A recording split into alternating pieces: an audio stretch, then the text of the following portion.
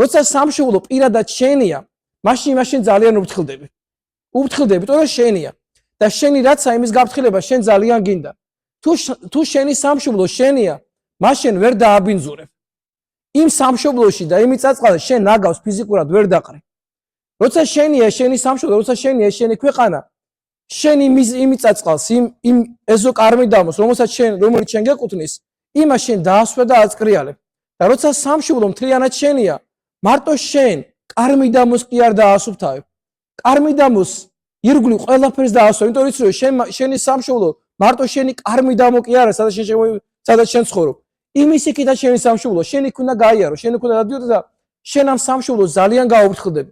როცა სამშობლო პირადად შენია და შენი ქვეყანა, როცა პირადად შენია, შენ იმ ადამიანებს, რომლებიც ამ მიწა-წყალზე ცხოვრობენ და რომლებიც ამ სამშობლოს ნაწილი არიან, შენ ყველა ადამიანს ძალიან გაუფრთხილდები.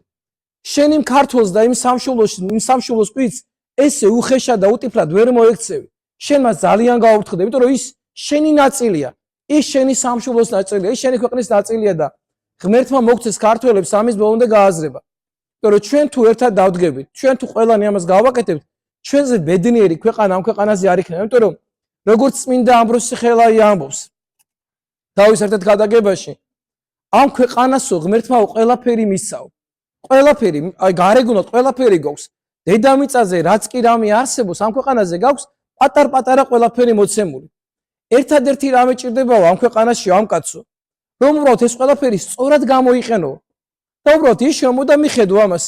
ისეთი მიწა-წყალი მოგცა ღმერთმა, ისეთი ბუნება მოგცა ღმერთმა, ისეთი ნიჭი მოგცა ღმერთმა, არ ვიცი, აი რამდენჯერ მომისმენია რომ ეს ქართველები ვინახართ ერთ-ერთ ადამიანს უსმენთ, ერთ-ერთ სპორტსმენს რომ რამდენი ჩემპიონი საერთოდ ყავთ, რამდენი ადამიანი მურტუნო თუ მართლა 3 და 5 მილიონი კაცი ხართო. რამდენი როგორ ყველაფერი ესე ყველგან ამდენი ჩემპიონია, ჩვენ ესე მარტივად უყურებ ზოგჯერ ამდენი წარმატება ამ ქვეყანაში. მაგრამ ამ წარმატებასთან ერთად საოცარი და თვისებაც გვაქვს. ერთმანეთის ჭამაც მაგრად ვიცი, ერთმანეთის გაუფრთხილებლობა ძალიან ვიცი, ერთმანეთსაც ზოგჯერ ესე დაუნდობლად ვექცევით, რომ არ ვიცი, მართლაც ამ ქვეყანას წვეთას ყიდვაც კი ქონდა და საკუთარ შვილებს და საკუთარ მეგობრის შვილებს იპარავდნენ და მე იმას ყიდიდნენ. ადამიანებს შეუძლია თავის საკუთარი სამშობლოს ეღალატათ და სხვა ქვეყნისთვის ეთქვათ, რომ შენ ქვეყანა სულად მოეკეციო. და ჩვენ გვახსოვს ეს ოდეს ერეკლე მეფე ომობდა. წარმოიდგინე, გაიქცა ერთ-ერთი და უთხარ რომ იცით ცოტანი არიანო ჯარისკაცები და მე დაბრუნდა აღამათხეთხან და თავიდან შემოესი ესევ. და მოგებული ქონდა ამ ღალატის გამო ისევ დავმარცხე და ღმერთმა დაიფაროს ქართველი ამ ღალატისგან. ღმერთმა შეგვაძებინოს ქართველებს ერთმანეთის გატანა, ერთმანეთის სიყვარული, ერთმანეთის პატივისცემა და ამ შობის დღესასწაულით გახარება თო ჩვენდაგანს. ღმერთმა გაგახაროთ, ღმერთმა დააგლოცოთ.